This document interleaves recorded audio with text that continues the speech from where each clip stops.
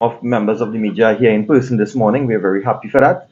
It is my pleasure to welcome them, to welcome all members of the media tuned into our live stream, and of course, most importantly, members of the public to our mid-weekly press conference. I am doubly fortunate this morning to join the indomitable warrior, MP for Naparima, MP Rodney Charles, who is also the Shadow Minister for National Security and Foreign Affairs. Today, our press conference focuses on the PNM's ongoing assault on our democracy. And so I start with local government elections. Ladies and gentlemen, having battled for your right to vote for your local government officials, we have finally forced Dr. Rowley's hand to advise the president of the local government election date. As we proceed with preparations for the upcoming local government elections, whether at an individual citizen level, an activist level, a political party level, we must not forget that these elections came only after a grueling battle. Let us not forget, these elections come on the heels of a challenge by an ordinary citizen who was not prepared to adopt blind deference for the Dr. Rowley PNM government's modus operandi. He believed that his rights were being infringed and was prepared to challenge the government. The government, when called upon to account before the highest court, could not justify that their restriction of your right to vote was in pursuit of a legitimate objective. The government could not show that their trampling of your right to vote was proportionate and or for the benefit of the country and the citizenry. In the Ravi Balgobin Maraj versus the cabinets and others, and another, the Privy Council held that the right to vote out representatives is as important as the right to vote in representatives.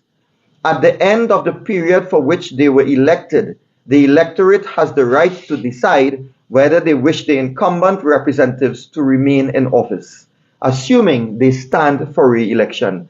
And I'm quoting there particularly paragraph 31 of the judgment of the Ravi Balgobin Maraj Privy Council ruling.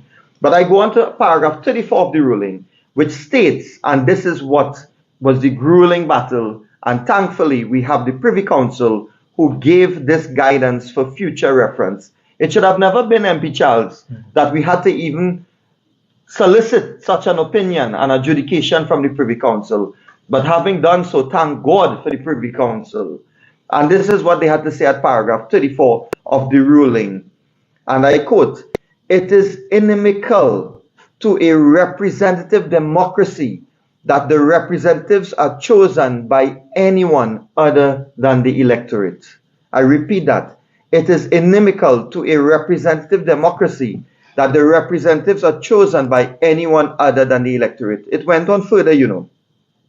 "It is not for Parliament, still less the government, to choose the representatives.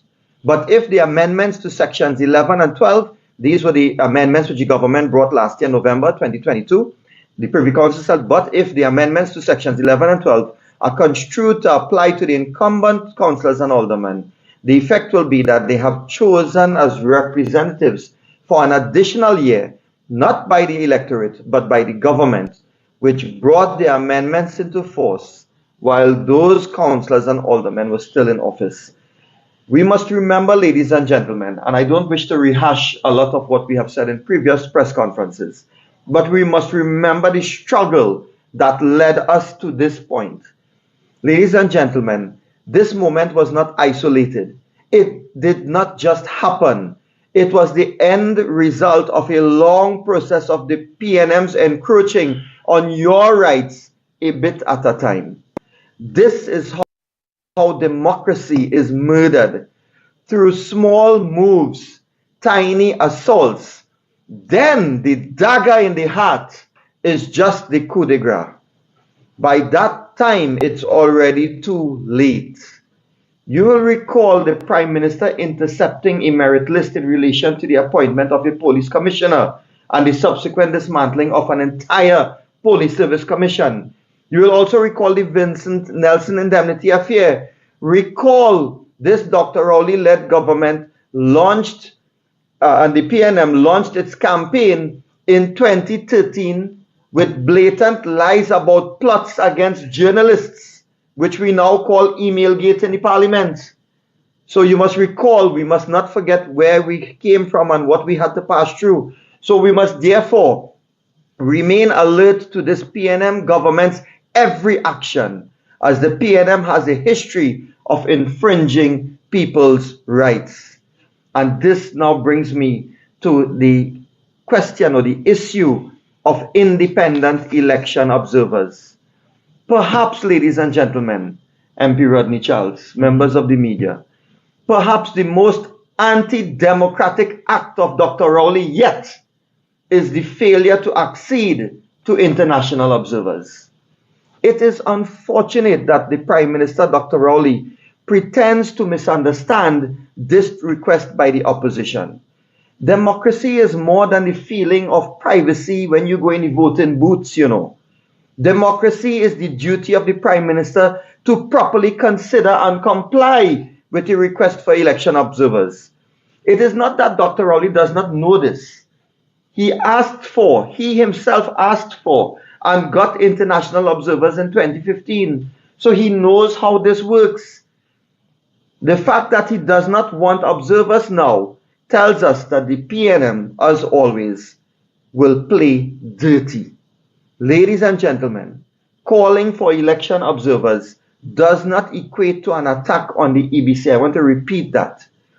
The calling for election observers, certainly on our part, does not equate to an attack on the EBC. And in relation to that, let me make a few points this morning so that it is crystal clear what is the position of the opposition. First, election observation is just that.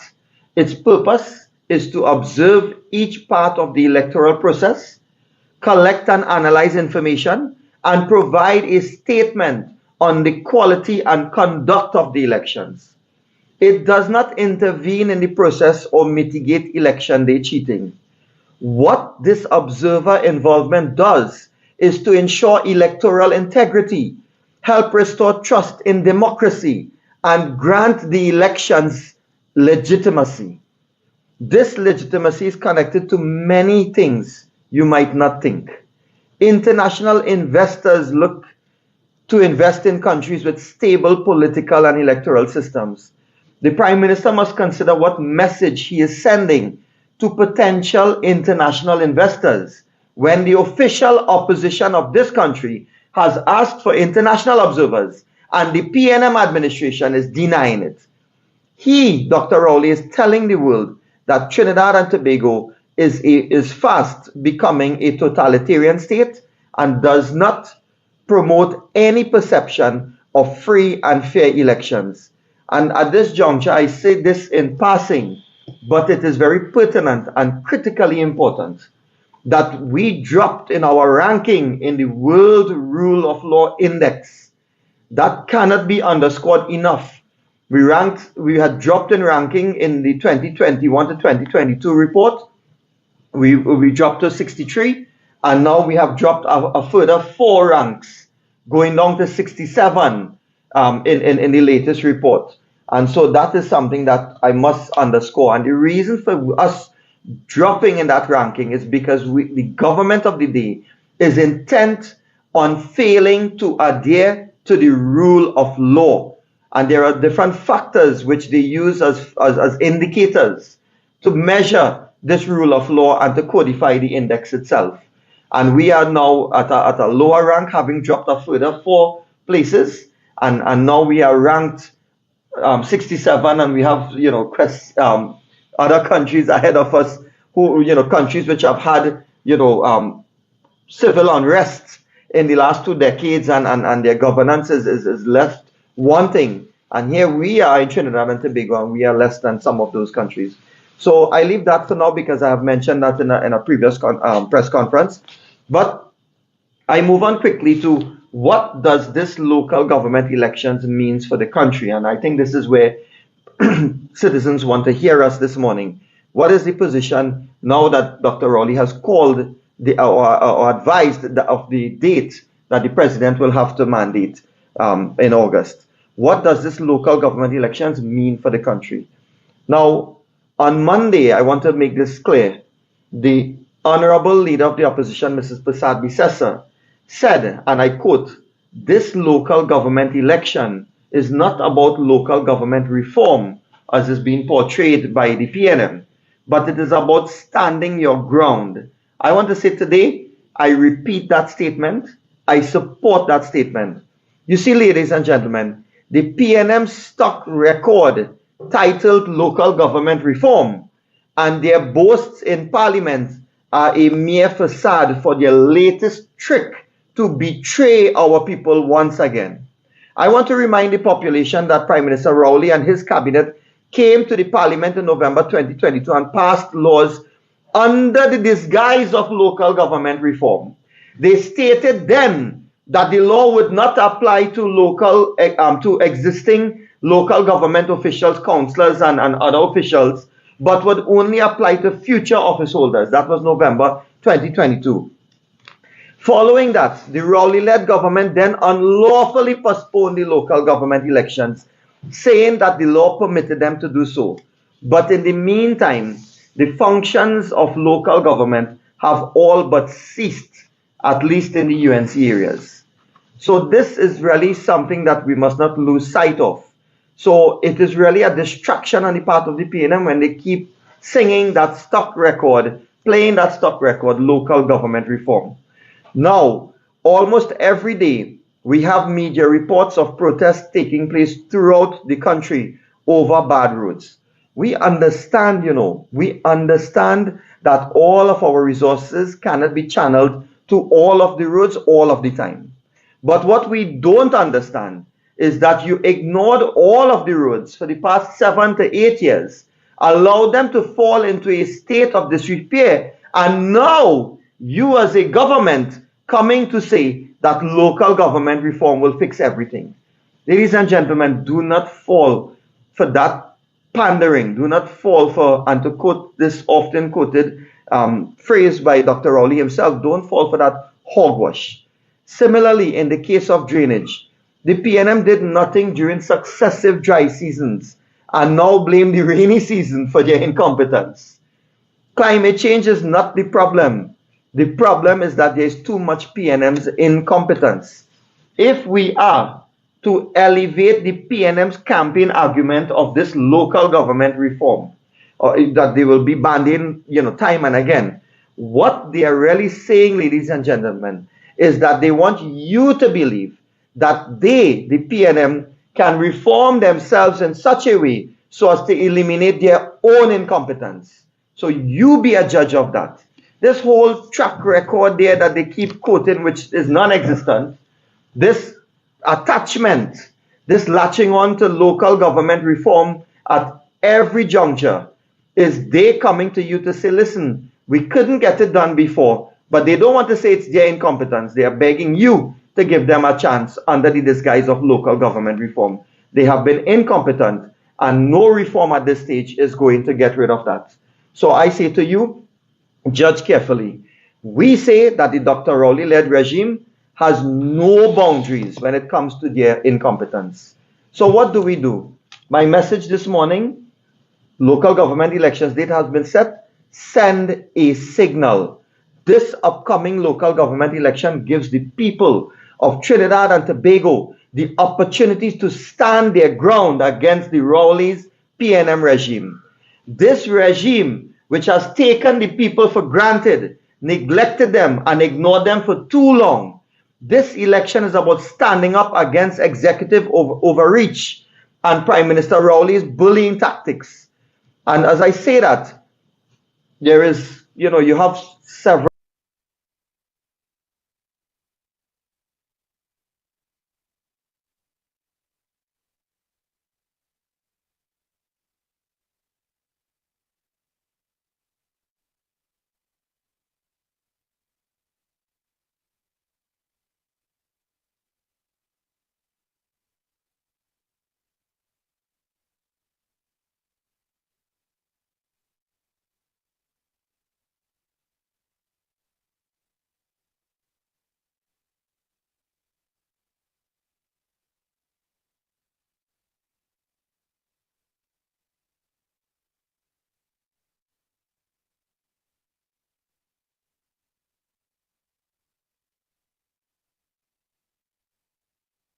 single new tax. How was that? How did they pave roads, build box drains? And there was a program, there was a network of roads identified.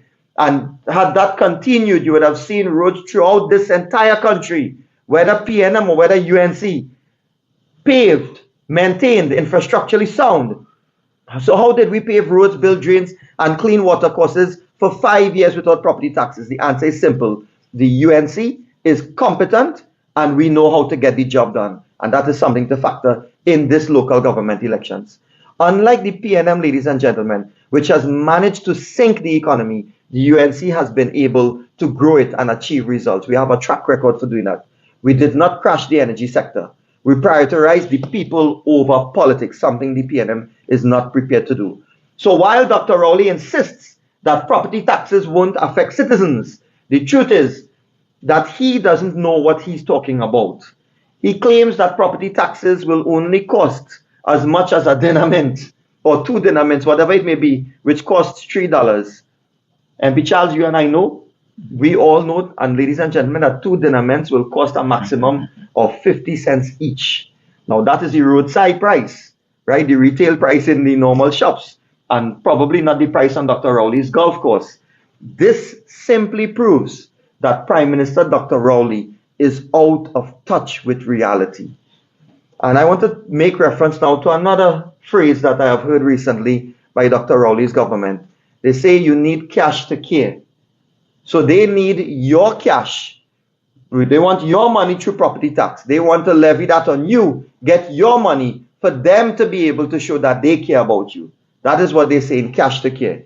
The government is on record as saying that it takes cash to care, using this as an excuse to impose property tax on citizens. This shows that the PNM's way of caring for you is to tax you more. The more they tax you is the more they love you.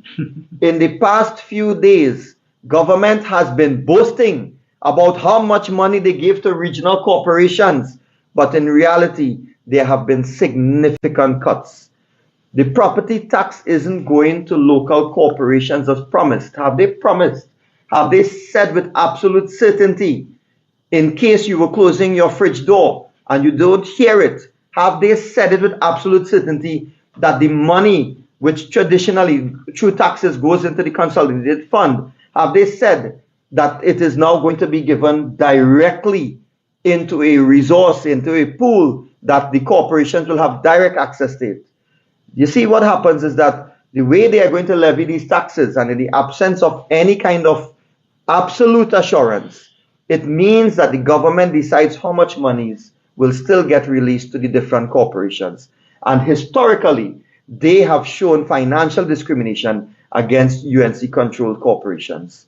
One of the things, MP Charles, that even though we are talking local government, it will feature, and it ought to feature in the minds of the citizens, in the public's glare, is the ability to deal with crime. You will say, well, local government is infrastructure and road and drain and recreation ground and community center, etc., etc., etc. But it is not limited to that. This is the ideal opportunity. Having been denied of this opportunity for months, having had one of your own, a brethren citizen, go to the court to ensure that you got this right, this is where you should use this to send the signal I have been talking about. So when we talk about the ability to deal with crime, you show by way of this election that there are many overarching national issues which you want to send a signal to Dr. Rowley. He is not fit to lead this country. His government is incompetent and they need to be removed. One of the lessons we should send a clear signal in these elections is the government's helplessness in the face of crime. The reasons for this include the fact that the government is closely linked to gangsters. Dinesh Rambally is not saying that. MP Rodney Charles is not saying that. You all, ladies and gentlemen, will recall a newspaper report titled "Gangsters Benefit from Contracts Through Corporations." This is what was stated in an investigative piece of journalism. This was reported in The Guardian of 16th July 2019. This report spoke about reputed gang leaders benefiting from contracts from certain corporations. In fact, it reported that one reputed gang leader obtained 8 contracts from the Diego Martin Regional Corporation between 2015 to 2018. There was little or no evidence that the works under the purported contract was even done or were ever done. And this is how the PNM operates. And I could go back with history, starting with even Jude in the 1970s. On the issue of crime, I will hand over in a short few moments to my colleague MP Charles. But ladies and gentlemen, I want to end this part, my parts here of the press conference, with a passage from the book While Gods Are Falling by Earl Lovelace. And this is what he quotes, and it is to be found at page 229 of that, lovely book. He says, in this city, in this island, and he's referencing in his book, Trinidad and Tobago, in this city, in this island, the gods are falling, and there is nothing for the young people to look up to. The leading citizens are wrapped in their self-centeredness, and life is the extension of the individual's personality, a sort of emotional masturbation. And love is something you can crease and slip in your wallet, and pride is something that on Sunday morning you wash with a garden hose and shine, having polished. Ladies and gentlemen, what does that mean? This describes exactly what is happening under this government. The coarsening and degradation emanates from the very top, your government. This Dr. Rowley-led PNM government. The government has abandoned its responsibility for the citizenry, and their superficial, selfish values rule the day. We must resist the continuing social ills being inflicted by this government. And at this juncture, I want to hand over to my colleague and brother in the parliament and otherwise, MP Rodney Charles. Thanks very much, my friend, colleague, parliamentary colleague, MP Rambally, for your eloquent analysis of the threats to our democracy and the problems we are facing on a daily basis that speak to the collapse of our society. I like the point you raised about the fact that the PNM and the UNC are not the same. We are different. We perform. Right? We deliver. And we cannot say the same for the PNM. Ladies and gentlemen, I'll be speaking on the areas of crime and the effects they're having on our society. All institutions in Trinidad and Tobago under this Keith Rowley administration are in ICU, intensive care unit. All. Our schools, Brother Rambally, our health institutions, our protective services, our energy sector, our small business community, our former reputation as the Singapore of CARICOM, all are in ICU. People are fed up with their lives, their hopes, the quality of service they receive from the state. They see no future for themselves or their children, and they are lashing out at everything and anybody in sight. 8 years of PNM wastage, mismanagement, and corruption. 8 years of potholes and landslips. Schools without teachers. High unemployment. No medicines in hospitals. Rampant waste in government spending before our very eyes. And unacceptable levels of crime. And local government elections postponed. Those who can are migrating, and those who cannot leave are angry. 2 days ago, a security guard from another part of Naparima constituency, in fact, in Harmony Hall, he committed suicide. He simply gave up hope. Yesterday was a case in point. Residents of Reese Road and surrounding areas vented their frustration at what they perceived as those in authority. I support their plea. They saw me as a symbol of oppression by those in charge, and they vented their pent-up frustrations. A 61-year-old granny was arrested and charged. I thank MP Saddam Hussein for taking up her case pro bono. The Ministry of Works and Transport, despite hundreds of letters and pleas in and out of Parliament by me as MP, has now indicated that they would fix Rees Road in 3 days. So all of Trinidad and Tobago has now learned that you have to get on bad, misbehave, and protest to get this lazy, incompetent PNM to fix your roads. That is what they learned yesterday. Such is the dysfunction in this Rowley-led PNM country. So I understood what took place yesterday. And even though it might have had a measure of PNM orchestration, but frankly, I would have done the same. In the time I have left in politics, my friend, MP Rambally, I will, despite the insults, the lies in my head, the put down in and out of Parliament, I will endeavor to advance their interests to the best of my ability in the time I have left. But the reality is that the PNM neglect is not unique to Naparima. I'm sure your constituents experience it, Brother Rambally. It is in every UNC-held constituency.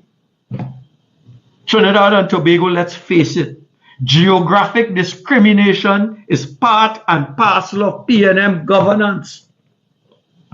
UNC MPs beg, plead, beseech Dr. Rowley to depart from your wicked ways and be just to all citizens. It appears, unfortunately, that you cannot teach a 74-year-old dog. I'm 74 years old, so new tricks. You cannot teach an old dog new tricks. But my beloved Trinidad and Tobago is in trouble. Once a paradise, Trinidad under Dr. Rowley has lost its bearings. It is not only in Rees Road, but everywhere in Trinidad and Tobago. Our democratic guardrails have been breached, so the democratic protections afforded by our founding fathers are gone. Local government elections are postponed. It's so shameful. Our former colonial masters, in the form of the Privy Council, have to instruct us on how we should uphold our democracy. Isn't that not disgraceful? Our so-called independent institutions have been infiltrated by the PNM and made impotent. All are in HDU, high dependency units. So we have reached this stage where folklore tells us Trinidad and Tobago needs a bush bath. Let me repeat that. Folklore is telling us that Trinidad and Tobago has reached the stage where we need a bush bath. But as serious people in a country that under Keith Rowley seems not to be a real place, we all have to depend not on bush baths, but on the divine, on Bhagwan, on Allah, on Jehovah, to have mercy on us. Let our leader, Dr. Keith Rowley, humble himself and depart from his wicked ways. We have to plead with God. Let him see that his job is not to lord it over us, or bully us, or insult us, or humiliate us, but for him to seek above all else our safety, our security, and our prosperity. Those words I say, amen. Today, crime is at an all-time high.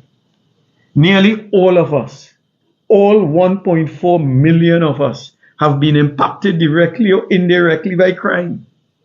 Our murder rate seems headed for a record-breaking 700 by the end of 2023.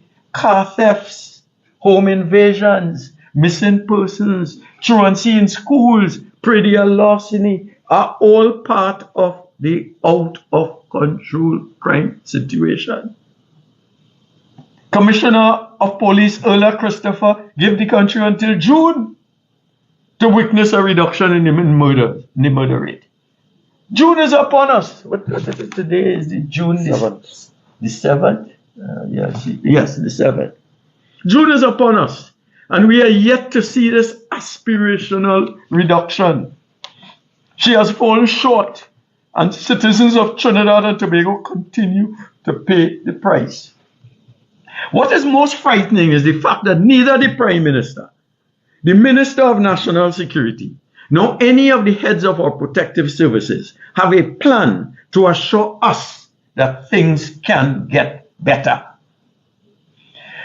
In 2015, I warned Trinidad and Tobago that this PNM did not have a plan to take us forward. I was ridiculed. But you know what? Time has proven me right. They do not have a plan to take us forward. After 8 years in office, it is clear that the PNM never had, does not now have, and will never develop a plan to deal with crime. And that is why in this local government campaign, we do not see policies. We do not see plans. We get nonsense like local government reform that is nebulous and in fact will not improve the situation of crime or daily well-being. So absent any semblance of a plan, they concoct what can only be described as nonsense to fool us into winning elections. In 2015, it was a bogus list of ill-conceived crime-fighting initiatives. Remember, they called it the 10-point crime plan. This was backed up by the infamous lie, and nothing else to describe it, lie, called Emailgate. In 2020, I cannot even remember what trick was used, was concocted. For August 14, it is, believe it or not, some arrant nonsense, some vague phraseology called local government reform. Can you believe this? They intend to transform Trinidad and Tobago by some ill-conceived, poorly thought out, primary school wisdom called local government reform. You see why the events of Reese Road occurred yesterday and why they will continue? Meanwhile, they ignore all the evils that confront us about crime. These evils exist. They are nurtured in the fertile ground of PNM laziness, ineptitude, and incompetence. If not addressed, Trinidad and Tobago will become a failed state where gangs rule neighborhoods, where children attend schools with bulletproof vests, where human trafficking abounds, where financiers control political parties, where independent institutions are bullied into subservience, and where the majority of us lose hope. We will become like Haiti. Unless Keith Rowley stops the bullying and gets down to governing, we will collapse into a failed state. So I want to do something this morning. Listed are 10 deadly sins of the Rowley PNM as regards our failed crime-fighting strategies. These all need to be brought to the front burner and addressed not today, but like yesterday. If we do not address these sins frontally, then heaven help us. We will be ruled by gangs, and it will be each man for himself. And as Rowley himself said, who live, live, and who dead, dead. Sin number 1, weak parliamentary oversight over our national security portfolio.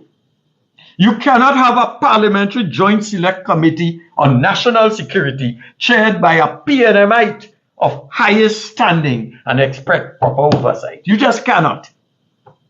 A PNMite will always break for the PNM. They call that party loyalty.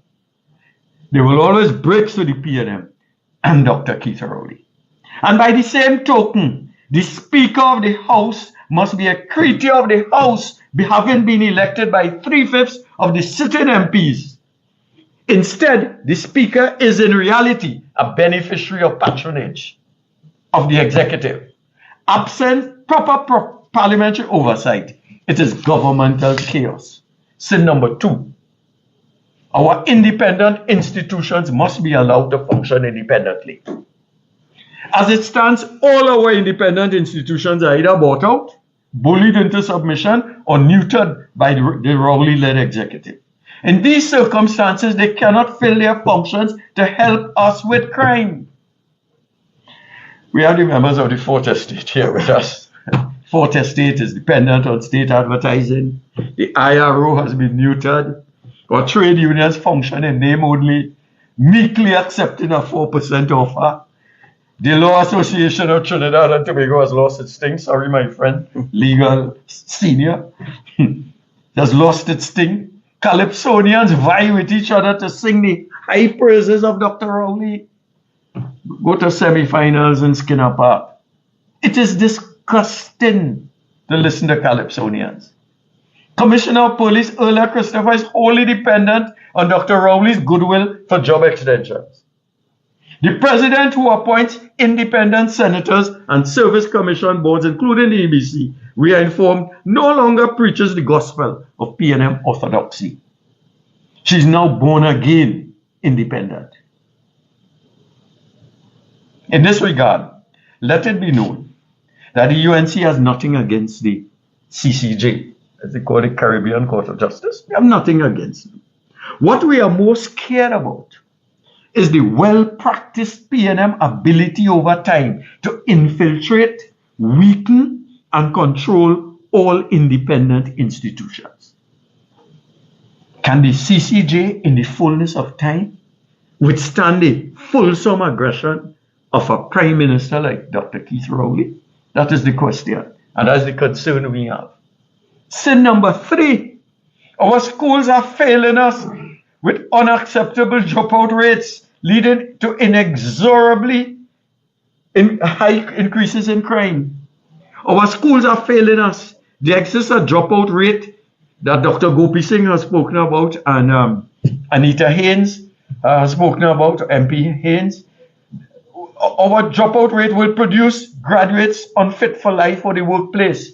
These will become natural recruits for drug lords, human traffickers, and those bent on a life of crime.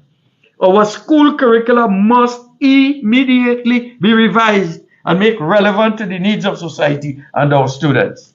The present Minister of Education seems more preoccupied with hairstyles and clothing rather than preparing this generation of students to be world leaders in the jobs of the future. Sin number 4, failure to integrate Spanish-speaking guests. Depending on whom one relies on, there may be between 30 to 70,000 Venezuelans resident here. My information is that 1 in 4 babies being born in Trinidad and Tobago at this time has Latin heritage. 1 in 4, 25%. Is our education system being retooled to deliver a bilingual education? This approach can transform Trinidad and Tobago for the better to take advantage of opportunities in South America if we are bilingual, if we only seize the opportunity of their presence. If left to their own devices, they will operate on the fringes of our society as they are now. In 10 to 15 years, a future Prime Minister will ask why young men of Latin origin who are Trinidad and Tobago citizens are involved in crime. Why did we not take preventative action in time? And just as this shift system destroyed Trinidad and Tobago, we will reap the whirlwind of ignoring the educational needs of our Venezuelan guests. Sin number 5, failure to pass campaign finance reform. Local government election is on our doorsteps, and political investors are licking their chops. I am reliably informed that PNM candidates are shelling out money like a drunken sailor. Perhaps some of that was given out yesterday. The Prime Minister has told us in no uncertain terms that he will not release the list of Balize House donors. This is a man and a government committed to transparency and accountability. And he tells Trinidad and Tobago with a straight face, he will not release the list of donors. We can only presume that money launderers, white-collar criminals, human traffickers, and recipients of PNM state largesse are listed among the donors. And that is why he's mortally afraid to give us the list. We are on the EU blacklist for money laundering and tax evasion. Unless we totally wipe out the scourge of white-collar criminality, the young, ambitious, criminally minded person might tell himself, if the priest could play, who is we? Sin number 6, collapse of our national security institution. Where is the Minister of National Security? I'm told he's out of the country. Why do we not know this? What is he doing? Is he on official business? Is he collecting our per diems and not and haughty enough not to let us know what is the purpose of his visit wherever he is? So Minister of National Security Fitzgerald Hines is presiding over the pre-collapse of all institutions under his watch. An Israeli-produced Galil automatic rifle has gone missing. Bullet casings with Trinidad TTR markings turn up regularly at crime scenes. Coast Guard vessels tied up in Stobels Bay and unable to provide 24/7 coverage of our coastlines. Trinidad and Tobago Coast Guard officers beating up Grenadiers. Report on the killing of the Venezuelan baby was finally sent to the DPP after a year and months later. TTPS officers on various charges in our courts. The list goes on and on. The IDC detention center, immigration detention, is in a state of horror, and many fire stations are without appliances or breathing apparatus and other equipment. We may wake up one day and find that gangs have infiltrated our military. That is where we are today. Sin number 7, failure to be transparent and accountable.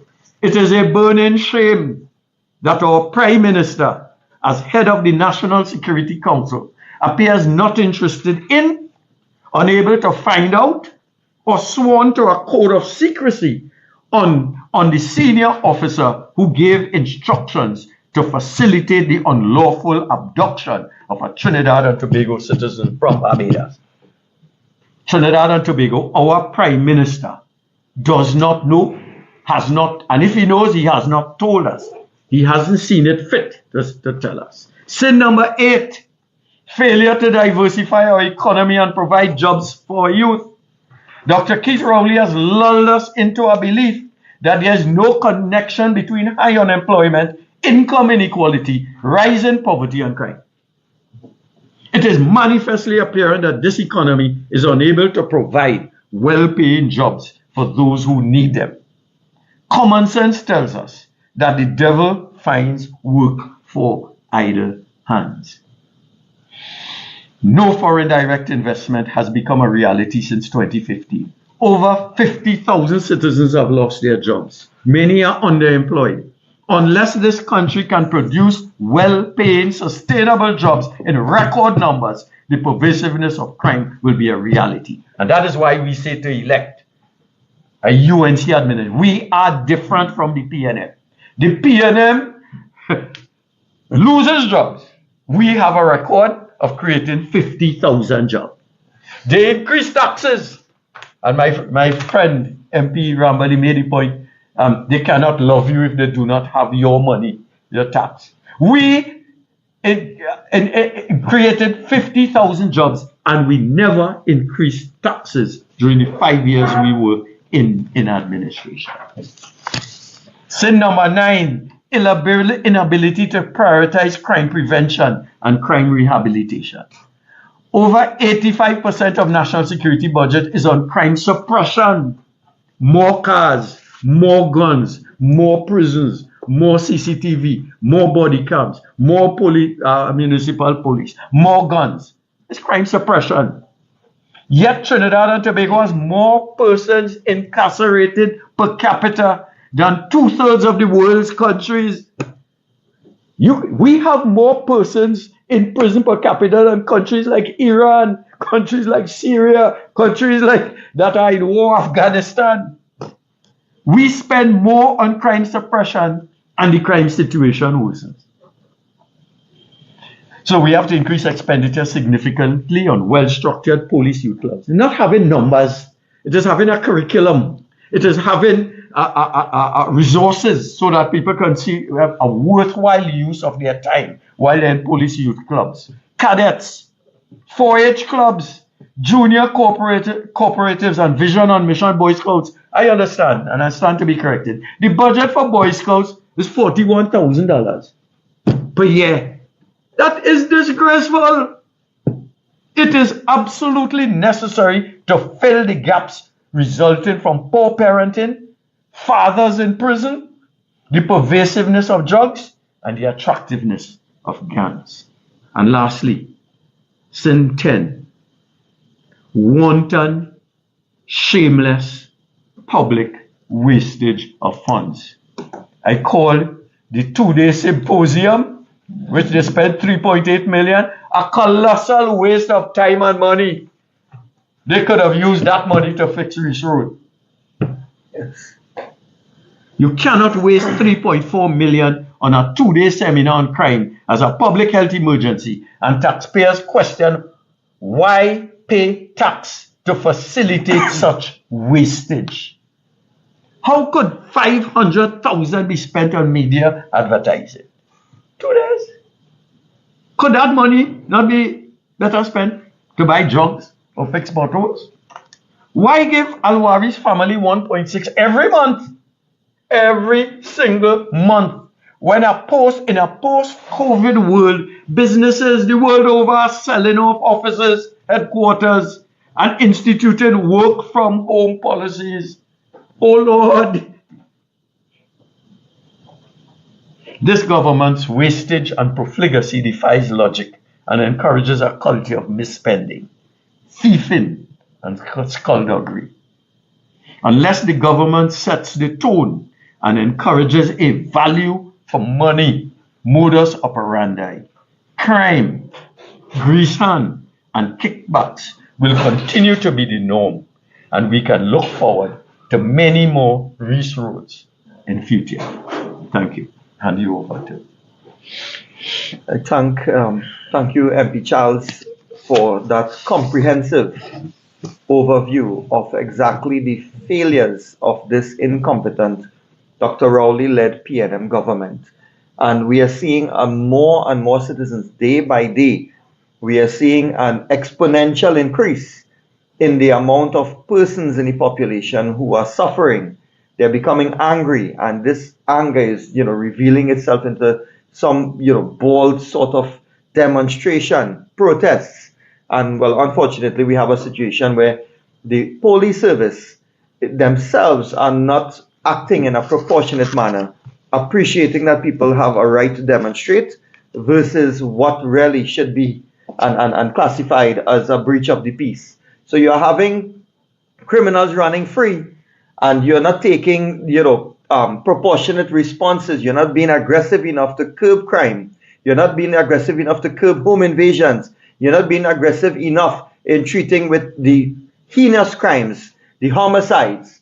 But when somebody is raising their voice on the side of the road, complaining about the fact that their roads are in a state of disrepair, they cannot have proper access in and out of their village, that their water supply is out for the past however many months, and you are taking advantage of these persons and using them to send a signal that you will not somehow tolerate this kind of behavior. This is where the country is leading down this pathway of one of quick, hellish regions. So we have members of the media here, and we can take the questions from members of the media now. Yes? You noted that this month Morning, everybody. Morning.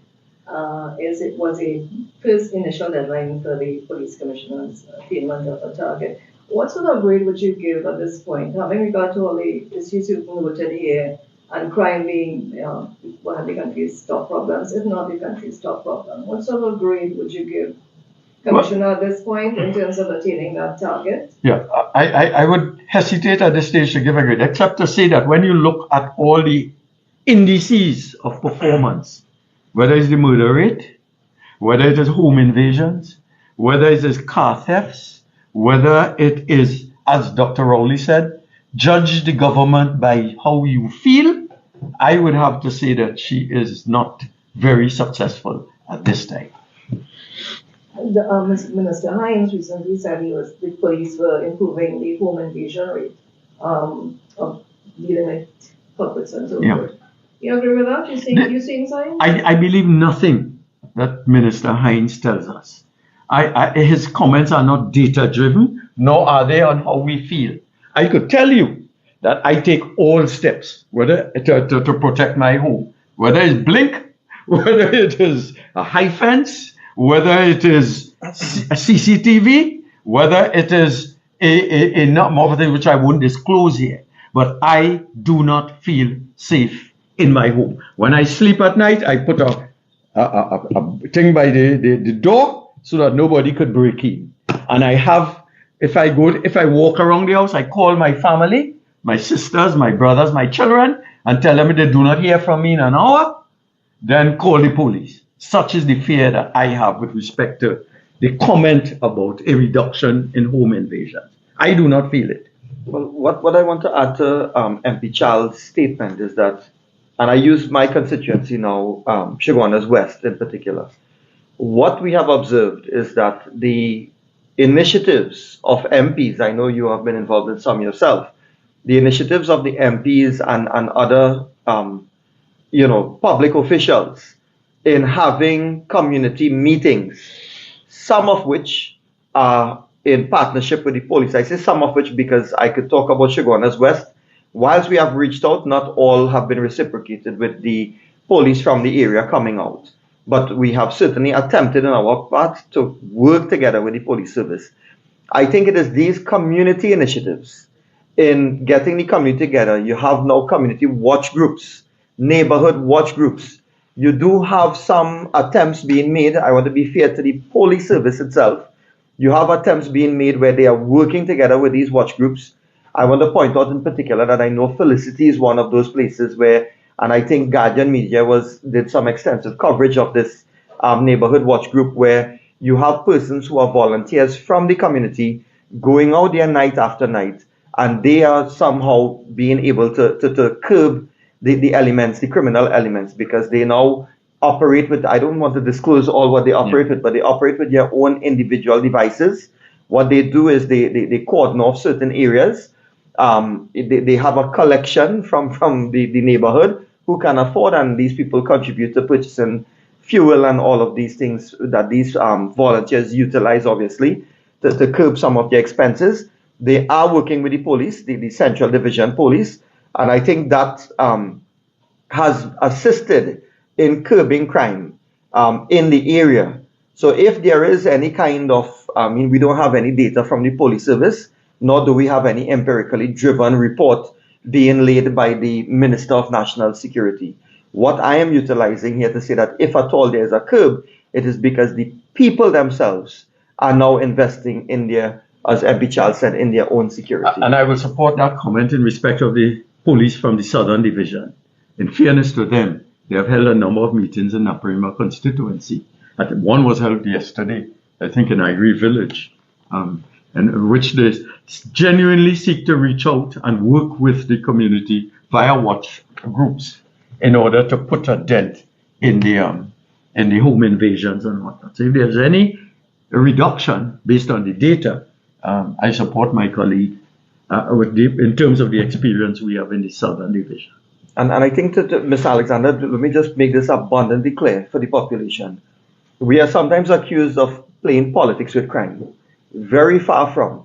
In fact, we invest our own personal resources to invite the police service I have ensured and I have made a open, put forward an open invitation anytime, any day, any venue, that I will pay for the police service to have their community meetings. So they will host community meetings anytime they wish and at any venue they wish in Chaguanas West.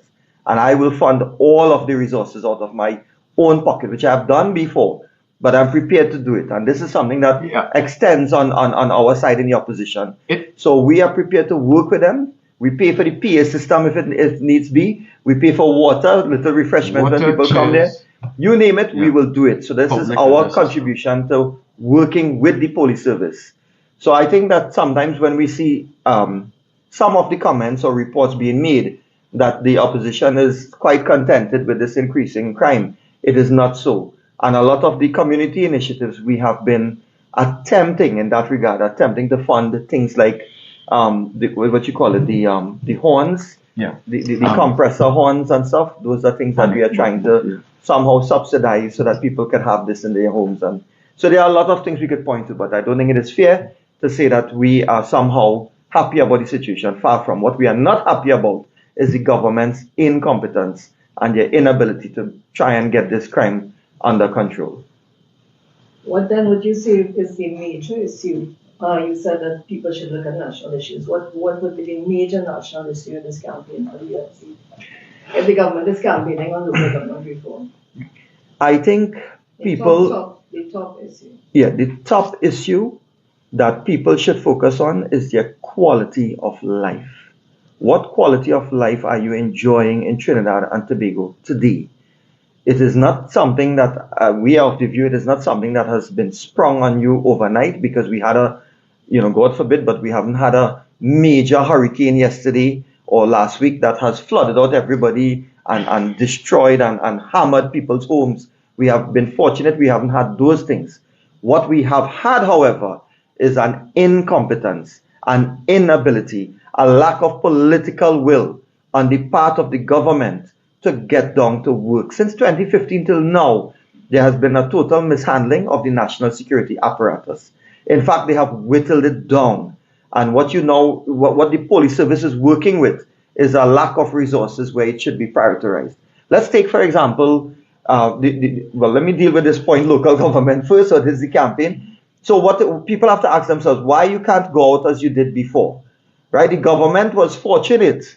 I use the word fortunate loosely, meaning they were fortunate in that they capitalized lock, stock, and barrel on the COVID-19 pandemic regulations. They capitalized on the fact that people were not going out and socializing as they would like to for a period of time, and therefore things seemed to be suppressed. But once we were out of that, full-fledged COVID pandemic regulations, and people started to move around, we could see that the government had no clue how to deal with the criminal elements. Case in point, 2022, recording the highest historical number of homicides in Trinidad's history. So the quality of life is as a result of the government's lack of political will, the inability to run the country. What we have now, and this is where people will have to focus, the quality of life. MP Charles focused on, we spoke about crime, sufficiently. He spoke about education. In this country right now, we are in an education crisis. It is on record where key stakeholders, I shouldn't even use the word key, stakeholders in the education system have put forward during the pandemic what they felt ought to be anticipated and where the government should spend monies. In 2021, when we saw the fiscal package for the 2021-2022 period, that budget, we saw the largest allocation, one-off, but I believe it was the largest allocation going to the education ministry. One would have thought that that was on account of knowing that we were going to encounter post-pandemic issues. But we are not seeing that. We are not seeing the government in a position to handle the high dropouts, high rate of dropout. We are talking about some 5,000 students now. Based on the figures that we have seen being reported, some 5,000 students are not in the school system between primary and secondary. How are you dealing with that? How are you dealing with the fact that you have a teacher shortage in the schools? They are not dealing with that. You have a backlog which is authored by the Ministry of Education and the Service Commission. something I try to steer clear of, and let others talk about it. But it is a known fact that they have come out and said they have over 2,000, a backlog of over 2,000 applications from prospective candidates to teach in primary schools, but yet you have the highest amount of primary school vacancies. I mean, it just can't add up. What is going on in the education system? And you have the Prime Minister coming and throwing his hands up in the air and saying, well, education is a crisis, but he's not putting the blame where it should go, which is the management by the cabinet. That is education. So people have to look at their quality of lives. They have to look at whether they have jobs. We are still seeing the effects of the fact that you had the closure of Petrochin. That has not, by any stretch of the imagination, settled. That continues to plague the community in more ways than one. Now we have to buy fuel, which before we did not have to. So it affects not only those who had jobs, it affects the country as a whole. So I could go on and on, but the quality of life is what people need to look at. And we could refer the media to our webpage, where we have listed our policies on the economy, in health, in education, creating jobs, growth poles, etc. So we will be fighting the election on a policy-driven approach rather than theoretical, pie-in-the-sky local government reform, which we know will never take place in Trinidad and Tobago under PNM administration. One point you mentioned, campaign finance reform. Were you all prepared to support that? Yes, campaign. That is front and center of our. In fact, when we get into government, it is going to be one of the proposal of the government. No, when we get into government, we will be developing our own proposals with respect to campaign finance reform, which we intend to make a reality in the next 5 years.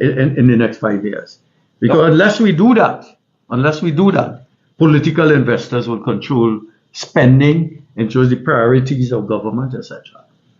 Now, just on that one point, we do support the legislative proposals of the government. What we don't support are those areas which are clearly going to infringe on people's rights, and you don't have sufficient checks and balances. That has always been the case. So we hear those issues being raised again and again, and it is being promoted by members of the government. But we have disclosed over the past few weeks because we were called upon to do so by virtue of statements being made by the members of the government saying that we don't support them in crime fighting legislation, we don't support them in other pieces of critical legislation. We supported FATCA. I think we listed some 32 pieces of critical legislation which the government even volunteered amendments, which, albeit the meandering of the government, they eventually took the proposals and we have been supporting. So the answer is yes, but it has to be properly thought out. I want to say this because I saw this reported yesterday, and it tacks on directly on your last question, Gil. On Monday, we went to the parliament. When we went to the parliament, it was because of the fact that here it is, you came to debate, the government came to debate what they call the validation bill. So the Privy Council ruled, you took your merry old time in coming to the parliament. First of all, you said there was nothing to be concerned about, de facto principles, and you quote some old, venerable, ancient principles of de facto doctrine, and you say we don't need to worry, everybody's protected. All local government officials is protected. It turns out they had to come to the parliament, something we told them they had to do from day one. They brought legislation to validate actions in times gone by, but they went further. They wanted to go in the future. And when we objected to it, we proposed an amendment. They did not take it. Why am I going the long route? Because it is to tell the population that when they didn't listen, they went to the Senate, pretended to take advice, that they took the advice not from the opposition, from the independent bench, because they didn't want to concede that the leader of the opposition told them squarely, you coming and you have drafted a piece of illiteracy, right? You come there with a clause and it just makes absolutely no sense. So they didn't want to do it. They came on Monday. You know what they did on Monday? They brought that there. And this is to show they want to say that we will not support. How could we support this kind of abuse of the parliament? When you come on Monday, you know you have come back with a specific amendment coming back from the Senate, which if you had done in the first place, you didn't have to come back to the lower house. You say absolutely nothing about it, and you say, I beg to move. and you produce a piece of paper. Now, naturally, that caused some concerns. That having been done, this is the point we get to.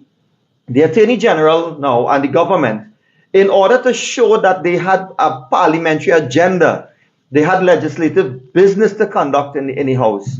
They then put the AG to lay the Administration of Justice Indictable Proceedings Amendment Bill. Can you imagine the Attorney General, who holds after the Prime Minister the biggest critical portfolio because he's advising the government, the cabinet, but he's looking after all of our interests as the guardian of the welfare of the rights of the people. And he is piloting a bill saying that that is what that Administration of Justice Amendment Bill is supposed to do. And they move to adjourn the House whilst he is speaking. And I don't see that reported in any of the media. That is no chastising of the media. I think maybe the media did not pick up on it because you wouldn't imagine that such a critical piece of legislation being proposed at this stage, coming from the AG, that you would expect that the leader of business, of the government business, would get up and move an adjournment.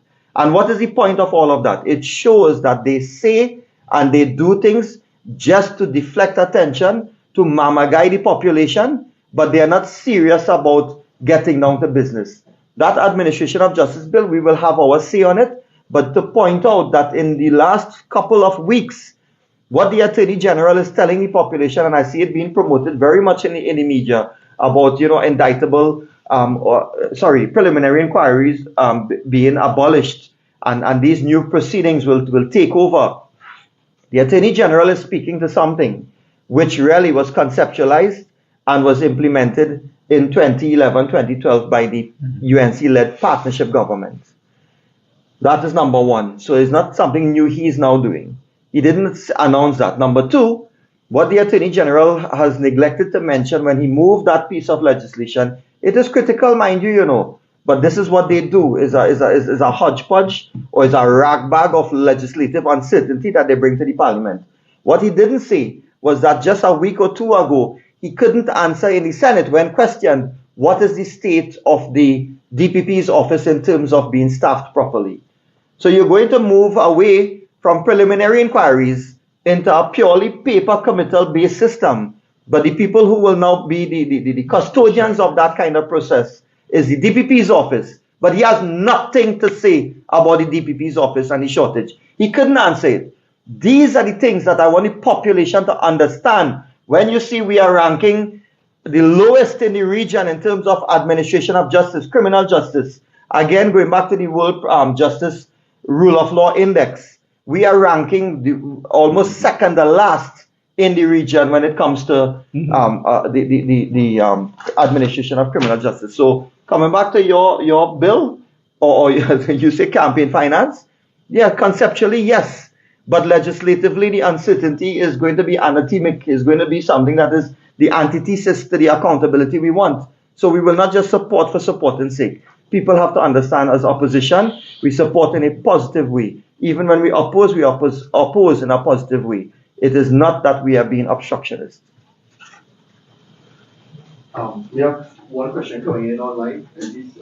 Does the opposition have a comment regarding the incident involving rifles being hung on a tree by members of the press force? Well, look, I would have thought now MP Charles and MP Dr. Rudolph Munilal have asked questions in the parliament for some accountability on this. I don't think that, I should put it very strongly. We are not satisfied with the responses we have gotten from the government.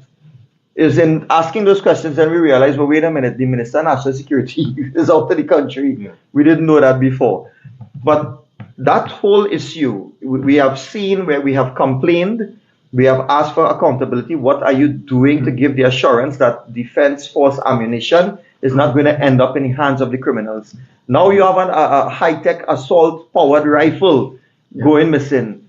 We would have thought that the government would have come and say, well, look, we are moving quickly to implement GPS technology on all of these Defense Force rifles, something that exists in other countries, and we probably should move to adopt that kind of technology so we can keep tabs on these assault rifles, on the ammunition, whatever is existing. But you see, before I hand over to MP Charles on it, people must understand the problem with the government is that they are intent on focusing on those who lawfully own firearms. That is where they are creating problems. So they are more bothered about the fact that you can lawfully acquire a weapon and they want to prevent you from getting one. But they are not focusing on those who are unlawfully coming into possession of the firearms.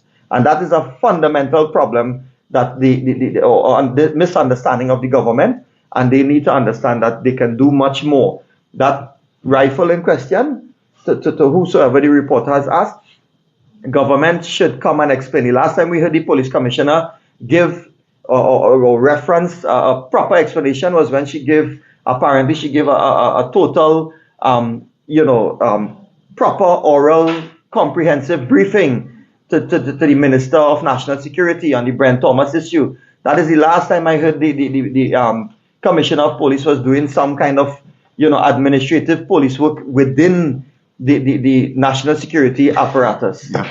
But nothing on these things. Our concern would be that there ought to be standing operational procedures for handling storage, movement of ammunition in the arms of the protective services. What we are not clear in our minds that the government has a handle, the Minister of National Security, the Ministry of National Security, or those who are in charge of policy, they have a handle on the safety and security and storage of weapons that are given to the officers in the protective services. Until this is done, we are left to make conjectures. We do not have all the details of the specific incident that you raised with respect to the Commissioner of Prisons. What we have to hope is that there are well benchmarked procedures in the prison service, in the police service, in the army, to ensure that if something happens that is amiss, that there will be procedures in place to deal with those. We are not sure at this stage. When we could get to a situation where the Prime Minister or the Minister of National Security could tell you with a straight face, he does not know who authorized the unlawful abduction of a citizen. It tells you that something is missing. The procedures are not there. We do not have comfort that there are rigid systems in place that will protect and guard the interests of the citizens of Trinidad and Tobago. There's no questions. I think we have. MP Charles, I think we will, ladies and gentlemen, members of the media, knowing that tomorrow is Corpus Christi, I will share a few words, and if my learned colleague will want to share some as well, and we will then close off. I think that is it for the questions aspect of the media. What I want to say, ladies and gentlemen, is that, of course, getting beyond the local government aspect, which is important. We want people to understand that they need to apply some level of discernment, take into account what is being said, apply some reasoning to it, and look at the track record of what is being put forward. You have two major parties that will be, participating in local government elections. I can tell you that as Member of Parliament for Chaguanas West, and I am confident that I speak for Member of Parliament for Naparima, MP Rodney Charles, that we are proud to be part of the United National Congress. We may be in the opposition right now, but we are your government in waiting. And we are your government in waiting. I say that because we think that the population will return us to government seeing what has happened over the past 7 to 8 years. So I leave that there. Moving to Corpus Christi, of course, tomorrow, Thursday, 8th of June, as Member of Parliament for Chaguanas West, and on behalf of the opposition, it gives me great pleasure to address the nation on this joyous occasion of Corpus Christi. I am honored to extend my warmest greetings, our warmest greetings to each and every one of you, members of the public, as we celebrate this holy day. Corpus Christi, also known as the Feast of the Body and Blood of Christ, is a significant day in the Roman Catholic calendar. It commemorates the institution of the Holy Eucharist during the Last Supper, where Jesus Christ broke bread and shared wine with his disciples. This day holds deep meaning for our Roman Catholic community, as we reflect on the sacrifice of Jesus Christ and the love he showed to all. But Corpus Christi is not only important for the Roman Catholic community, it holds relevance for all persons in our community. It serves as a reminder of the importance of unity, love, and compassion towards our fellow human beings. Participating in Eucharistic adoration is a practice that fills us with great reverence. Being in the presence of Jesus Christ in the Eucharist is an incredibly sacred moment. It brings much needed calm and peace to our troubled minds and souls. Furthermore, I believe that the community Corpus Christi procession is a profoundly holy and reverential event that can bestow upon us all a moment of blissful goodness and sanctity in the midst of busy and occasionally overwhelming lives. So, to conclude, let's embrace, ladies and gentlemen, this opportunity to connect with our faith on a deeper level and find hope in these divine practices. On behalf of my colleague and leader of the opposition and all of our parliamentary colleagues, I wish the Roman Catholic community and all those who celebrate a blessed and meaningful Corpus Christi may tomorrow, Thursday, 8th of June, bring you peace, joy, and prosperity.